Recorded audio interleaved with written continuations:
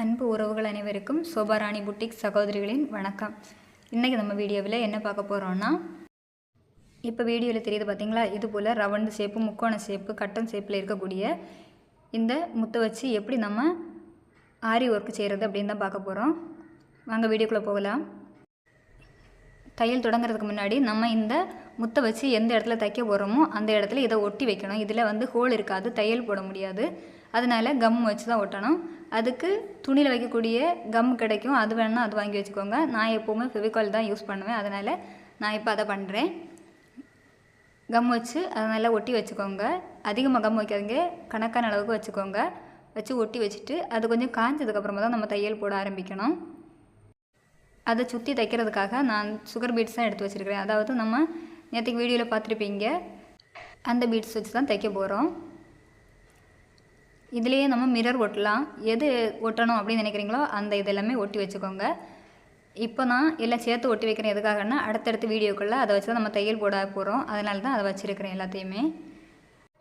ஊசியில் நூலை கரெக்டாக கொடுத்து வச்சுக்கோங்க. வச்சதுக்கப்புறமா முத்தை எடுத்து ஃப்ரேமுக்கு மேலே போட்டு வச்சுக்கோங்க. வச்சுட்டு தைக்க ஆரம்பிக்கலாம். அடிப்பக்கத்துலேருந்து மேல் பக்கமாக தான் ஊசியை முதல்ல குத்தி எடுக்கணும். எப்போவுமே தொடங்கும் போது அடிப்பக்கத்துலேருந்து தான் குத்தி எடுக்கணும். எடுத்துட்டு நமக்கு அந்த ரவுண்டுக்கு எவ்வளோ முத்து தேவைப்படுமோ அந்த அளவு கணக்கு பண்ணி முத்தை கொறுத்துக்கோங்க. அதிகமாக கொறுத்தாலும் சரி, குறைவாக கொறுத்தாலும் சரி பரவாயில்லை. வச்சு அளவு பார்த்து கூட மறுபடியும் கொறுக்கலாம். இனி நம்ம ஒரு முறை முத்து கரெக்டாக இருக்கா அப்படின்னு வச்சு செக் பண்ணலாமா? பாருங்கள், அந்த ரவுண்டு ஷேப் கணக்கு பண்ணி நான் சுற்றி எடுக்கிறேன். முத்து பாதியிலே இருக்குது, இன்னும் கொறுக்க வேண்டியது இருக்குது. மறுபடியும் கொறுத்து எடுத்துடலாம். இன்னும் ஒரு முறை கூட வச்சு பார்க்கலாம் ரவுண்டு கரெக்டாக வந்திருக்கா அப்படின்னு. சைடில் கம்மு காயாமல் இருந்தாலும் நல்லது தான், ஏன்னா கொஞ்சம் அந்த முத்து கம்மில் கூட பிடிச்சி நின்றுடும். கரெக்டாக சைடு எல்லா சுற்றுமே கரெக்டாக அதை அமைக்க கொடுத்துருங்க. அப்போ கரெக்டான இடத்துல போய் செட் ஆகி இருந்துடும். இப்போவும் கூட முத்து கம்மியாக தான் இருக்குது, கொஞ்சம் கூட கொறுக்கலாம். கொறுத்துட்டு அந்த ரவுண்டு கணக்கு பண்ணி எந்த இடம் கடைசியாக இருக்கும், நம்ம எந்த இடத்துல குத்தி ஆரம்பித்தோமோ அதே இடத்துல முத்து கரெக்டாக வரணும். மேலே ஏறி இறங்கி நிற்கக்கூடாது. இறங்கி இருந்தாலும் ஏறி இருந்தாலும் கரெக்டான அளவு வச்சுட்டு மிச்சம் இருக்கக்கூடியதை உருவி எடுத்துருங்க.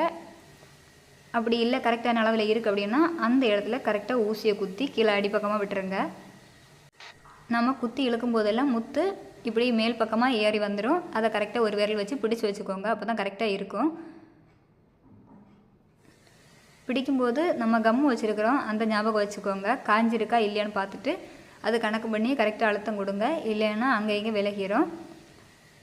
அந்த ரவுண்டை கரெக்டாக கவர் பண்ணி போட்டாச்சு. இனி நம்ம என்ன பண்ணணும்னா, கரெக்டாக ஒரு 3 முத்துக்கு இடைவெளி விட்டு அடிப்பக்கத்துலேருந்து மேல் பக்கம் குத்தி, ஒரு பக்கத்தை குத்தி எடுக்கிறீங்கன்னா அதே சைட்லேயே அடுத்த முத்தை நடுவில் விட்டுட்டு அடுத்த சைடில் ஊசியை குத்தி விட்டுருங்க. அப்போ தான் அந்த இடத்துல அந்த நூல் பிடிச்சிருக்கும். அப்போ முத்து அங்கே இங்கே விலகாது. ரவுண்டு ஷேப்பு கரெக்டாக அதே இடத்துல இருக்கும். அப்படி ஒரு முடிஞ்ச அளவுக்கு 3 முத்து இல்லை 2 முத்து அந்த மாதிரி இடைவெளி விட்டு சுற்றி கரெக்டாக தைச்சி கொடுத்துருங்க. எந்த இடத்துல தொடங்கணுமோ அந்த இடத்துல அதை முடிக்கிற மாதிரி சுற்றி தையல் போட்டு கொடுத்துருங்க. அதாவது முத்து நடுவில் கவர் ஆகணும், அந்த பக்கமும் இந்த பக்கம் லாக் ஆகணும். அந்த மாதிரி தான் நம்ம தையல் போட்டு கொடுக்கணும்.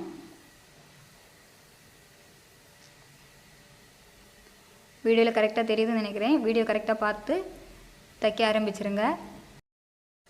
வீடியோவும் முழுசாக பாருங்கள் ஃப்ரெண்ட்ஸ். அப்போ தான் அது தைக்கிறதுக்கான மொத்த விஷயமும் உங்களுக்கு கரெக்டாக புரியும். எந்த இடத்துல லாக் போட்டுட்ருக்கிறேன், தையல் போட்டிருக்கிறேன் அப்படின்னு உங்களுக்கு தெரியும். இல்லைன்னா நீங்கள் 1-2 இடத்துல தைச்சிட்டு அப்படியே விட்டுருவீங்க. அப்புறமா எடுத்து பார்க்கும்போது முத்து ஒரு பக்கமாக மேலே எழும்பி நிற்கும். அப்போ நினைப்பீங்க என்ன தையல் படிச்சிருக்கோம் அப்படின்னு தோணும். அதனால தான் கரெக்டாக முழு வீடியோவும் பார்த்துட்டு நீங்களும் தைக்க ஆரம்பிங்க. அப்போது உங்களுக்கும் கரெக்டாக வந்துடும். நீங்களும் உங்கள் ப்ளவுஸ் கூட தைக்கலாம். வெளியே யாராவது தைக்க தந்தால் கூட இது மாதிரி ஒரு டிசைனை உங்களால் போட்டு கொடுக்க முடியும். நீங்களும் வீட்டில் இருந்தே சம்பாதிக்கிறதுக்கு ஒரு நல்ல வாய்ப்பாக இருக்கும்.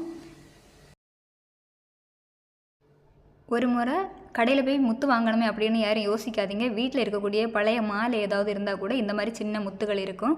அதை எடுத்து பிரித்து போட்டு நீங்கள் தையல் போட்டு பாருங்கள். வீட்டில் இருந்து வேஸ்ட் துணியில் கூட நீங்கள் பண்ணி பார்க்கலாம். அது கரெக்டாக வந்ததுன்னா நீங்கள் கடையிலேருந்து அடுத்து வாங்கி தையல் போட ஆரம்பிக்கலாம். உங்களோட ப்ளவுஸில் முதல்ல பண்ணி பாருங்கள். கரெக்டாக வந்ததுன்னா தைரியமாக வெளியே உள்ளவங்கக்கிட்டே வாங்கி தைக்க ஆரம்பிச்சிடலாம்.